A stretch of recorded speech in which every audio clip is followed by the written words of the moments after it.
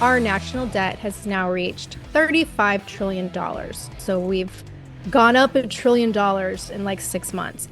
The Pentagon announced another $1.7 billion in more military assistance to Ukraine.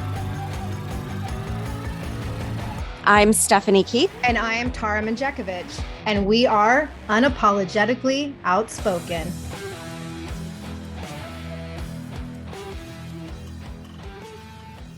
Hey, everybody. Happy Wednesday. So it appears that the Biden admin has managed to rack up yet another historical fiscal milestone in their continuous efforts to completely fuck over the American people. So, according to the House Budget Committee, as of yesterday, our national debt has now reached $35 trillion. Now, Stephanie, back in January, it was 34 trillion. So we've gone up $1 trillion in like 6 months. And to put that in context, if you take into account the approximate number of adult citizens in the United States, which is around like 258.3 billion, that would be a debt of 104,000 per person, which is twice as much as many Americans make in a year. Like, is that insane? That's totally insane. And again, this is one of the top things that happens or has happened historically to empires that fall is they rack up this debt. But that's crazy that that amount has been racked up in 6 months. Yeah. Really. And yet, we have an administration that just wants to keep spending like left and right. They're racking up debt, especially when it comes to these like crazy left climate change initiatives. And I'm going to have to apologize up front because I am on my third cup of coffee and I should know better than to have 3 cups when we start recording because I get ahead of myself. But this past week, U.S. Secretary or Treasury Secretary Janet Yellen was in Brazil, and she was there to discuss the Biden-Harris administration's international climate, nature, and biodiversity agenda. And she gave a speech on Saturday where she was addressing our federal government's commitment to achieving net zero carbon emissions.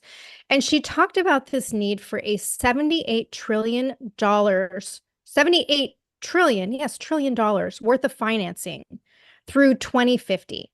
And this comes directly from the U.S. Department of Treasury website on July 27th. It says, quote, the transition will require no less than $3 trillion in new capital from many sources each year between now and 2050, end quote. She then went on to talk about how the Biden-Harris administration has been supporting this transition to net zero and making it a top priority for the administration, and how the Treasury Department is playing a key role through implementing the Inflation Reduction Act, which she calls, quote, the most significant climate legislation in our nation's history that is driving hundreds of billions of dollars of investment in the clean energy technologies and industries that will propel us towards our climate goals and fuel our economic growth, end quote. I'm not sure where the economic growth part is coming from because it seems to me what she's really doing is praising the most expensive climate legislative failure in our nation's history that's wasted literally hundreds of billions of taxpayer dollars, specifically around 370 billion, on the failed electric vehicle program that doesn't have the sustainable infrastructure for the electric vehicles that nobody wants to buy anyway, which, by the way, let's not forget that part of this brilliant EV push involved Kamala's beloved $5 billion clean school bus program that was created back in 2021. And at the time, she had said it was an investment in our children and their health and their education. And this has proven to be a completely epic failure, with less than 7% of school districts involved in the program actually switching to electric vehicles. So it was reported in the Washington Free Beacon yesterday that the program was initially implemented in 389 school districts across the country, and they were supposed to deliver 2,500 electric school buses. Well, 3 years later, only 27 of the 389 districts have replaced their diesel-fueled buses with EVs. And the article states, quote, collectively, those districts have deployed a total of 60 battery electric or low emissions propane fueled school buses, and 55 additional districts have pulled out of the program. citing a variety of technological and infrastructure concerns, end quote. The article also said that based on the EPA's funding calculus, the average cost of a new school bus that will meet EPA requirements and regulations costs upwards of $370,000, which is more than 3 times the cost of a traditional diesel school bus, which means the cost to replace the entire United States fleet of yellow school buses, which is somewhere around 547,000, would be over $202 billion. So, just like her border diplomacy role, here is yet another example of a classic Kamala Harris fail. All I can think of when you're talking about this is that speech of her where she's like, well, cackling. She's like, yellow school buses. There's just something about yellow school buses. But total side note that I just thought of when you're talking about these electric vehicles. So I was on a call with a girl the other day who was in a Tesla. And the call dropped 3 different times because she said, oh, yeah, this happens all the time when I'm in my car because the steering wheel gets so hot because the battery's overheating that my phone overheats. And she's like, so I'm going to have to turn the air off. So now I'm going to be sitting in my car and hot, but then at least I can use my phone. And I was like, this happens all the time. And she's like, oh, yeah. I'm like, what? Like, why would anyone want that? It's crazy the stuff that you find out. Well, that's what some of the school people were saying, like especially in rural areas where they have these buses, that they were saying that they can't run the heater during winter because it takes up too much electricity. So the Mhm. vehicle can't run the heater and make it to pick up the kids. Yeah. Yeah. I mean, it's crazy. It's things that you really don't think about, but it's this giant battery. People are supposedly saying they're having health problems, like their hair's falling out and stuff. But I mean, think about it. It's this humongous battery and it's right next to you. Like, I don't know. I don't trust it. But another funny story about electric vehicles, and the fact that nobody truly, like, it seems like nobody wants them. And that's probably because no one can afford them right now. We can't even afford groceries, let alone a new electric vehicle. But I was driving into Tampa and past this field that had dozens or like maybe even hundreds. I was driving by, it was hard to tell, but the whole field was filled with Teslas, all just sitting there. This was in the middle of nowhere. It's not like it was next to a Tesla dealership. It was in the middle of nowhere, this big empty field. It was like a graveyard of Teslas. And of course, my conspiracy brain immediately thinks about the Tesla scene in the Leave the World Behind movie. And my daughter even said, she's like, well, that's creepy. But realistically, I think they probably just can't sell them now. And they probably manufactured a bunch of them because of this whole Kamala Harris deal about electric vehicles.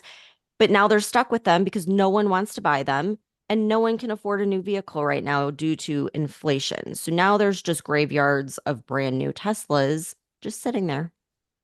It sounds like exactly what happened in China. And like I think we talked about this last Oh, year. yeah. There's like literally dozens of locations throughout the country where there's fields that are littered with like literally thousands of abandoned electric cars. And like if you go look at the pictures, some of them have been sitting there for so long that like trees are growing out of the hood of the car and plants are growing up around the cars.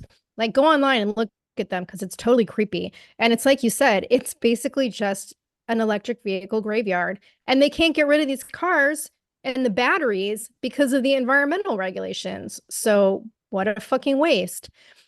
But back to Janet Yellen praising our failed climate initiatives in Brazil. So, she also talked about how earlier this month, the Biden admin announced that our government is going to be providing $50 million to the Brazil Amazon Fund this year. And I guess this is just the first installment of a $500 million commitment that Biden has made to this fund.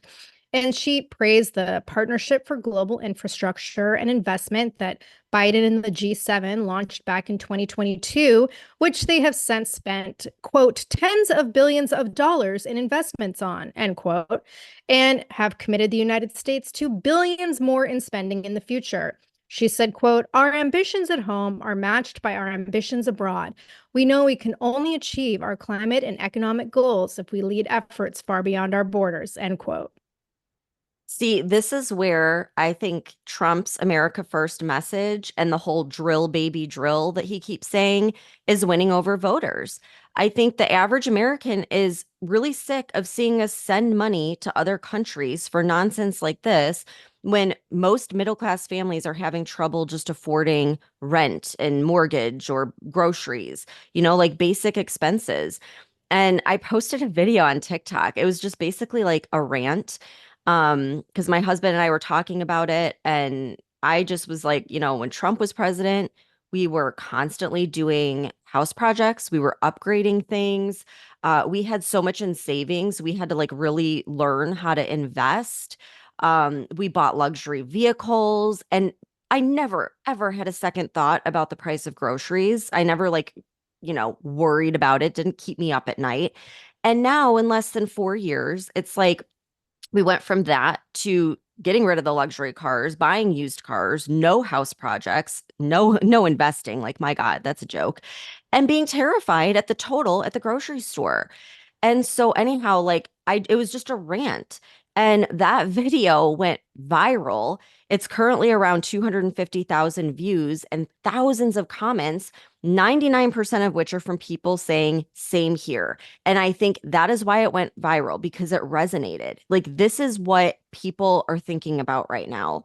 And, of course, there was the occasional comment, which every single like negative comment was a young female that's probably not even out of college, let alone like having to pay for their own groceries.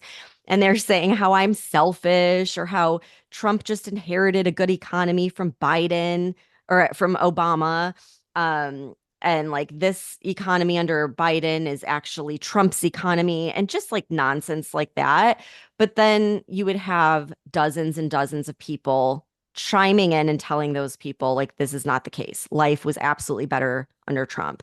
So I think this is what most people are facing. And this climate EV nonsense is pissing people off at this point. I know it's pissing me off. So I think that the more that Biden and Harris keep spending right before the election, the more votes that's going to be securing for Trump. That's my take on it. I hope you're right, because as much as people are obviously feeling the effects of inflation and Bidenomics, I still think a lot of Americans don't fully understand the severity of basically what is going to be unavoidable consequences of having national debt on this unprecedented scale. It's literally not sustainable. It's going to catch up with us. We're already seeing how this is impacting the foreign market, the decline of the dollar, building up of BRICS. Like, I don't think that's going to go away. And the fallout from all of this is going to be on American families. And yet we have an administration that just keeps spending and sending more and more money overseas instead of investing in America. On Monday, the Pentagon announced another $1.7 billion in more military assistance to Ukraine, to include missiles, ammunition, and anti-tank weapons. And according to the Pentagon, Stephanie, this blew my mind. This is the 62nd drawdown of military equipment for Ukraine authorized by Biden. I was going to say this is becoming like a weekly thing because wasn't it just a week ago that he announced like 35 million or something? It's like every week. Yeah, it's insane. And like, this new package includes 200 million authorized under the Presidential Drawdown Authority, which means that the weapons are being taken from our US stockpiles. So far, we have spent more than 55.4 billion in military aid to Ukraine since the start of the war in February of 22. We continue to send more and more weapons from our stockpiles while we're on the verge of war on multiple fronts. And this was especially concerning to me after reading an article in Business Insider that came out yesterday that was reporting on the most recent analysis of U.S. national defense. It was published by the Commission of the National Defense Strategy, which is a bipartisan committee that was appointed by Congress to do this study. And the commission presented their findings to Congress yesterday.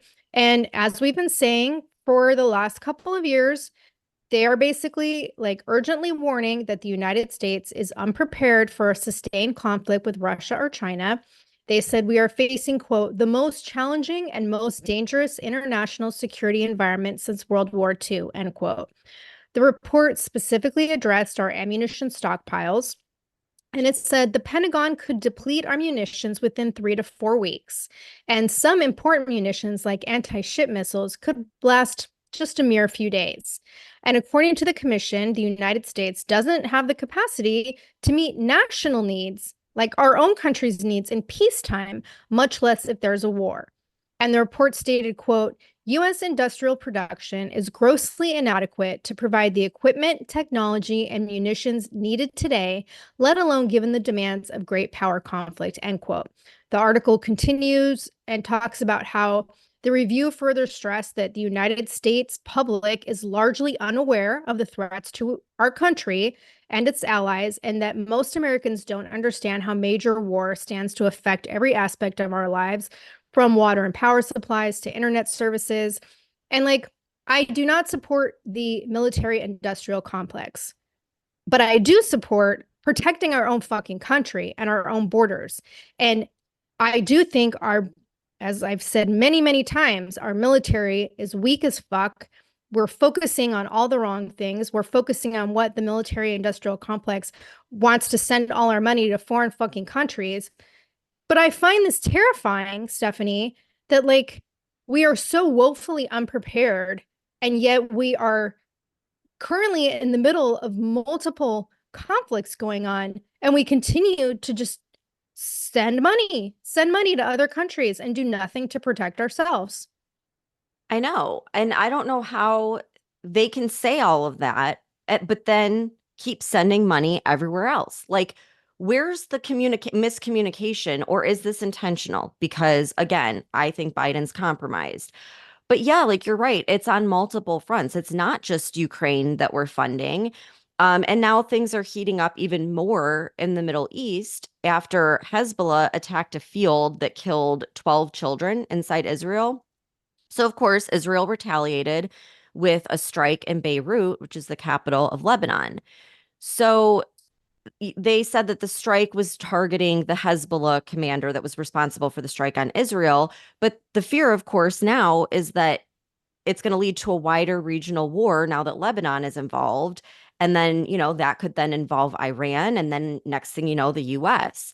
And so we have from the US State Department spokesman Vedant Pate, he said, quote, our support for Israel's security is ironclad and it's unwavering, especially as it defends itself against Iran-backed threats, including threats from Hezbollah, unquote. Now, Kamala chimed in and did say that Israel has a right to defend itself, which that brings up so many questions. Like, I'm still wondering, when are the pro-Hamas people going to turn against her? Um, so she has that to worry about. But more importantly, can she handle a war? I mean, obviously not. It's like after Netanyahu's visit, she made this statement and she said that she supports a ceasefire with a two-state solution. So either she doesn't know or she's avoiding the fact that Hamas and Palestinians absolutely will not agree to a two-state solution. Like, we've talked about this in depth on the podcast, how many times Israel has tried and they're just not willing. So either she's playing ignorant for the sake of the pro-Hamas voters, or she's just a fucking idiot. Um, but again, when we look at substance, there's nothing there beyond her cackle and this new brat summer surface level facade she's putting on. But this is serious. Like, you have Putin saying that this attack on Lebanon violates international law. So now Russia's looking at this. You have Turkey that is threatening to send troops if Israel attacks Lebanon. Um, I mean, this could turn into something huge, and cackling Kamala is just simply like making some short statement like, we support Israel. But where's the substance? Like, I don't think she can handle this level of a threat that we're in. No, but you know what you just made me think of again? Like all this shit's happening now, right? Biden's now out of the picture, basically.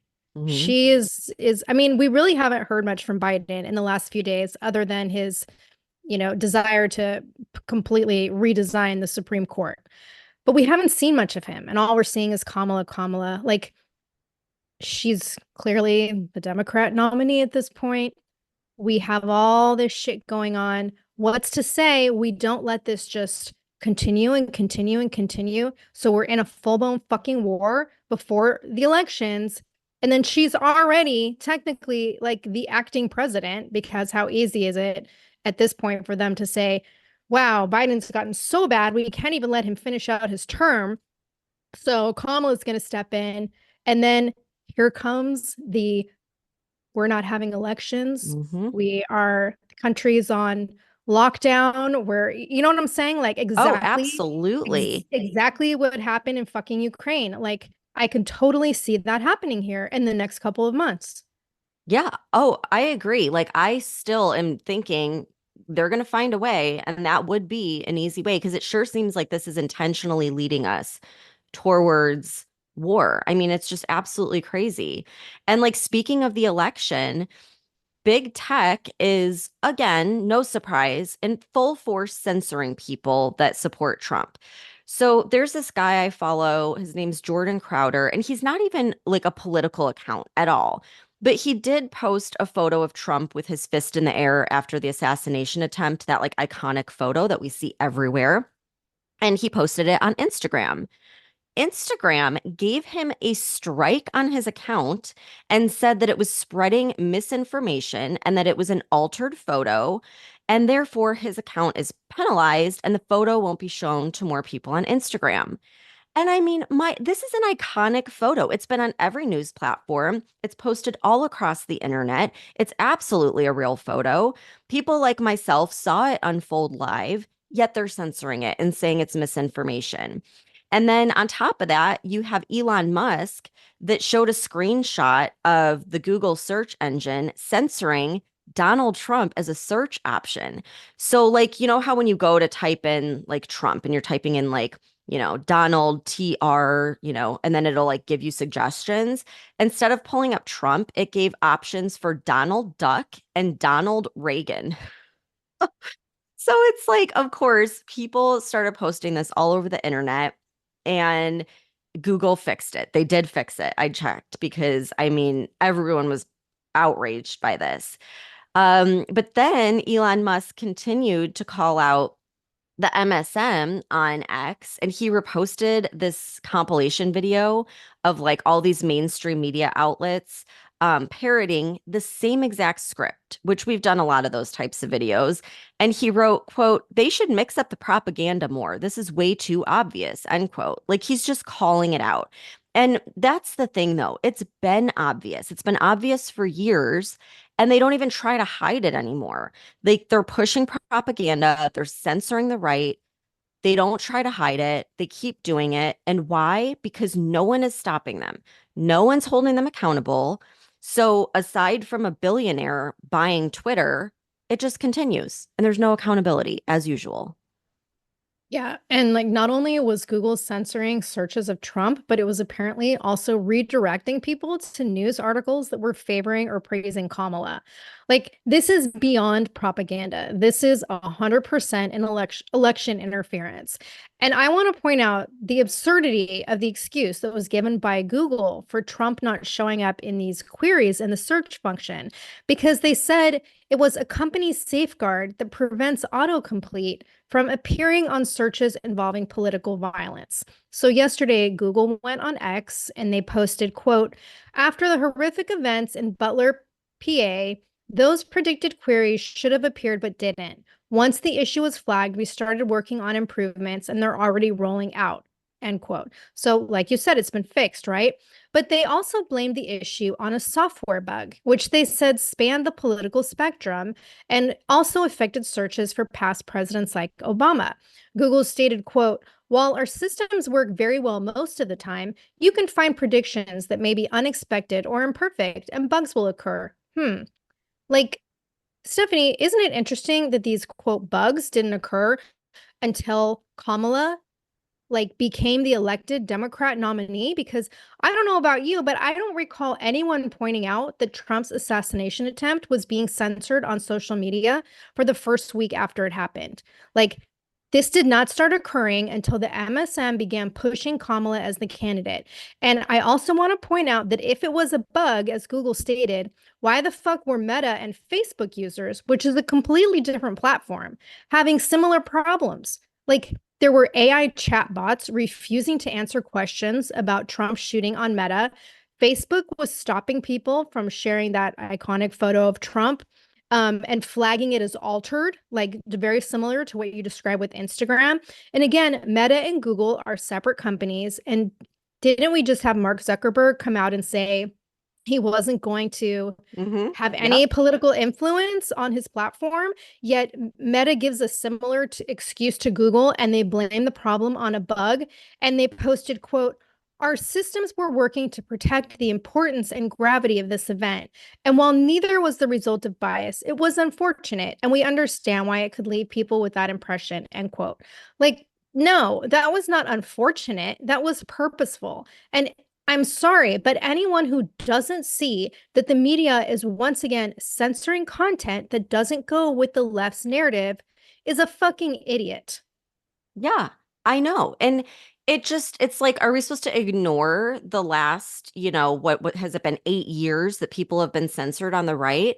Like, it still blows my mind that I can't post anything on social media that says the word election or voting without getting a label slapped on it or the post just being taken down completely. It's like we're supposed to have free and fair elections in this country, but when we as American citizens post something, we get in trouble. We're not allowed to talk about it. And we sure as hell can't question it or we'll get our accounts banned. It's just insane. There's something so very fucking wrong that you can post basically child porn on the internet. Hmm. But Yep. when we post videos, you have to make up words or play word games and not say the certain words that are going to get your content banned, and they're words related to well-known facts. it, Hmm. it just fucking insane to me. Oh, I know. It's crazy. And like speaking of social media, I want to just do a quick follow up on our last episode because it turns out there actually is proof that Kamala's sudden rise to fame on TikTok and Instagram is because she's paying for it, which I fucking called it. I knew it. So Laura Loomer posted this and then Trump reposted it and it's going all over the internet. But she says in the post, exposed support for Kamala Harris on TikTok and Instagram is fake and paid for. The social media support for Kamala Harris is paid for astroturfing. Kamala Harris's at Kamala HQ presidential campaign appears to be paying for social media influencers to post videos and post in support of her, which is further evidence that her online social media support is fake and paid for. I discovered that a company by the name of Launch Viral is running advertisements for social media influencers who are interested in doing paid posts. So I freaking knew it. And just along the same lines as this, I don't know if you saw, but there were like two rallies that Harris did. So there was one in Pennsylvania that like 60 people showed up to, and apparently she like left early or whatever because there was only 60 people. But then the one in Atlanta, it was like this big stadium, and there were all these people, and it looked like a freaking Trump rally. Um, well, it turns out that Megan the Stallion put on a free concert for people to show up. So people showed up for the freaking free concert. Then Kamala came on after, and someone from Turning Point USA was there, and they were like, within 15 minutes of Kamala taking the stage, people were leaving because they showed up for the free show. You know what I mean? Yeah. So it's like this, I'm telling you, it's manufactured. It's not real. And I think a lot of these women that I'm seeing on TikTok that are promoting her, they all have the same talking points. So it has me wondering, like maybe they're being paid to post this stuff, you know? Well, I there's think it's also we talked about this last week about like the billionaires who are supporting her campaign. And I guess now there's a movement to like, it's called hashtag cancel Netflix because Reed Hastings, the founder of Netflix or whatever, or the chairman, he donated 7 million to her campaign. So like people are pissed, and now there's this like whole movement to cancel Netflix, which I well, enjoy Netflix, but I'm on board with that. you know what? I already canceled Disney Plus, and I feel like I don't even watch TV anymore or shows. So yeah, why not? It'll save me whatever, 15 bucks a month. I'd be Yeah. glad to. But it's just crazy. And like speaking of all the election talk, there was an election in Venezuela. that was clearly rigged. I mean, no one is like denying that this was fucking rigged, okay? So Maduro was officially declared the winner. But then you have NBC News reporting that Gonzalez and Machado said that they obtained more than 70% of the paper tally sheets from polling booths nationwide. And Machado told reporters that these tallies show Gonzalez won over Maduro by a landslide. And even the New York Times was reporting that the tallies showed that Gonzalez received at least 3.5 million more votes than Maduro. Yet Maduro, it was claimed he won the election. So now you have millions of Venezuelans that are in the streets protesting. They're knocking down statues. The Venezuelan military are out there now. And people are like saying this is turning into a revolution. I'm not sure about that because these poor Venezuelan people have been going through this since like the early 2000s. When this country fell under a socialist regime. And like, this is what people need to do. If you want to know what it would be like to vote for socialism, AKA Harris, go look at Venezuela and everything that's happened to that country since they voted that in. It's completely destroyed their way of life. And according to Newsweek, polls suggest that up to a third of Venezuelans are now planning to flee to the US. So yeah, we already have a surge at the border, but we can expect another one.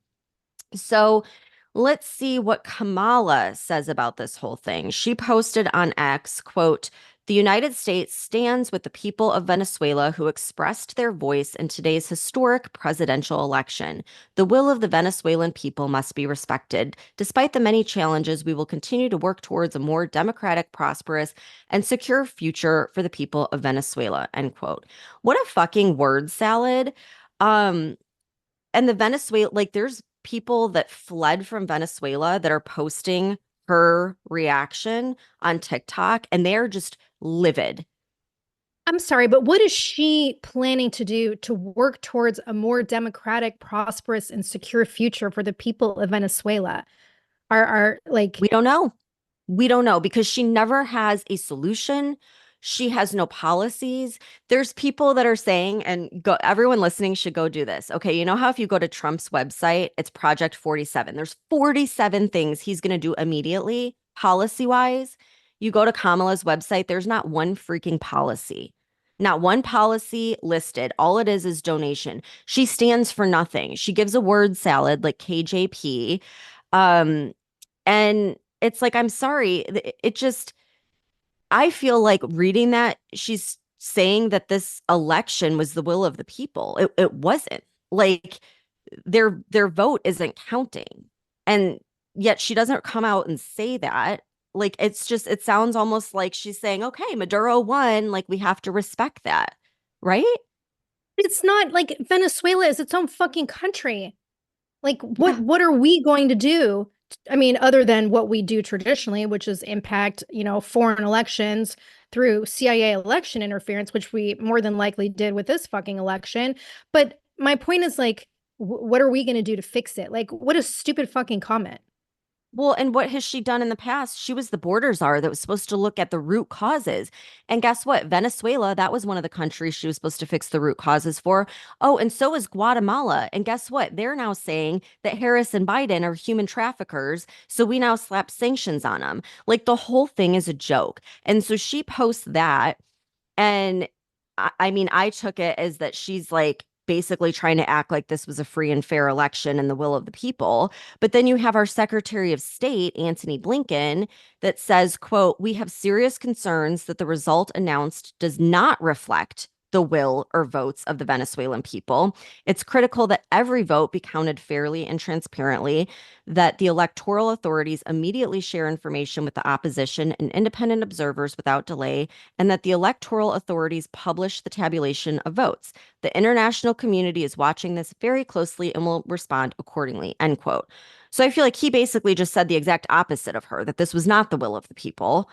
So it's like they can't even get their own stories straight. And I just feel like it's another example of Kamala not knowing what the hell is going on in the world, like literally not knowing. And it's so maddening. It's like we saw what happened in France to prevent the right from winning the election there. Now you have this fraudulent election in Venezuela. And it just makes me think, like, is this all just some big preview of what we're going to face here in November? You know? Oh, absolutely. Yeah. Again, it's like the foreshadowing and conditioning. This is Hmm. exactly what's going to fucking happen here. It's going to be a complete shit show. And like, speaking of shit shows, I have to bring this up because I am having so much trouble understanding men in our country. Like, what the fuck is going on? So, you know how we talked about, that Karens for Kamala group basically last week, white women for Yep. Kamala, or whatever the fuck it's called? Well, there's apparently another group called White Dudes for Harris, and they had a 3.5 hour virtual call earlier this week with over 190,000 participants. And they raised like over 4 million for Kamala's campaign. And the call was joined by major politicians like, Pete Buttigieg, Governor Tim Walz, J.B. Pritzker, Roy Cooper, all, governors from different states. Celebrities included Lance Bass, actors like Jeff Bridges, Mark Hamill, Sean Astin, Bradley Whitford, Joseph Gordon-Levitt. Like Stephanie, almost 200,000 men virtue signaling on a fucking Zoom call. Like, I am at a loss. I know. This is what happens when you destroy masculinity, you know? It's like, and it's Trump derangement syndrome. Like, I really don't think any of these people are showing up because of Kamala. Like, no one's paid any attention to her in the past 4 years. They're doing it because they hate Trump.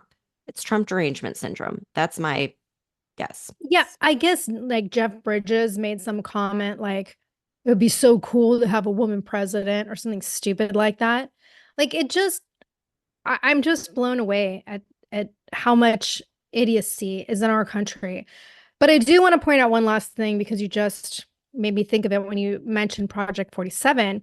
I don't know if you saw this, but the director of Project 2025, his name is Paul Dans. I guess he stepped down yesterday because of all the backlash that and like criticism that he was getting from Trump, because Trump has been saying for months that Project 2025 is not his. And he called some of the ideas in Project 2025, ridiculous and abysmal. And so I guess this guy like stepped down and is now distancing himself from the whole thing. I did see that. And remember how you were reading like a CNN article that was like fact checking Kamala about Project 2025? Well, turns out they're not doing that because it was the right thing to do. They're doing that because the Trump campaign is now suing anyone that continues to claim that Project 2025 is Trump's because it's clearly not. It's been proven. He's come out to say it. So they're suing for like libel or whatever it is. So I think that's why there's fact checks now. Well, it's interesting you say that because this information was also in a CNN article, and it says, quote, Vice President Kamala Harris's campaign made clear Tuesday that the change of leadership will not stop its efforts to share Project 2025's contents to voters. Harris has made criticizing Project 2025 a centerpiece of her early campaign for the presidency, picking up right where President Joe Biden left off. She Mhm. says, quote, Project 2025 is on the ballot because Donald Trump is on the ballot. Yeah, Or she that's what is her flat out campaign manager said. lying. She's flat out lying. Everything she says is about Project 2025, which isn't Trump's. She says he wants to get rid of Social Security, Medicare, and Medicaid, which that's false. That's been fact checked. Um, shoot, what was the other thing? Oh, now she's saying like the states that are have restrictions on abortion, she's calling it Trump's abortion ban. He had nothing to do, like this Yeah. happened after he was long out of office. Like she's flat out lying, but there's stupid people out there that hear it and internalize it and they're told to hate Trump and so they do. And there's no accountability for the fucking lies. No. I know. It's absolutely insane. So yeah, like it's just going to be a shit show. I just wish we could fast forward because it's driving me insane. Um we'll keep everyone updated though on like what all happens and especially with these wars and what's happening. Like things are escalating. So we'll stay on top of it and keep you all posted. Keep leaving us reviews. It's working. We're offsetting the left reviews. So if you can go on Apple Podcasts and leave one, we would really, really appreciate it. And we'll see you back here next time. Thanks for tuning in.